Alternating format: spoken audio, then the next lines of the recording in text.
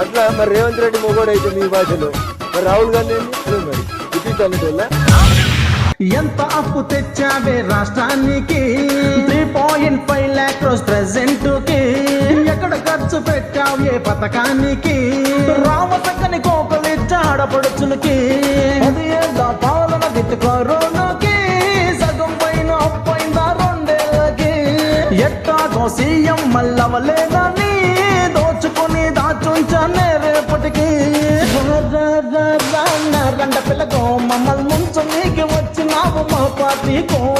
దాదా దాదా Italy సిల్లకో ఇల్లు పూల తెంగిత ప్రధాన క్లావుతడు కొడుకో చల్లగులోనే తొండలేస్త పిర్ర మీదే వాతలెడత తొక్కుకుంటూ వచ్చినయ్యో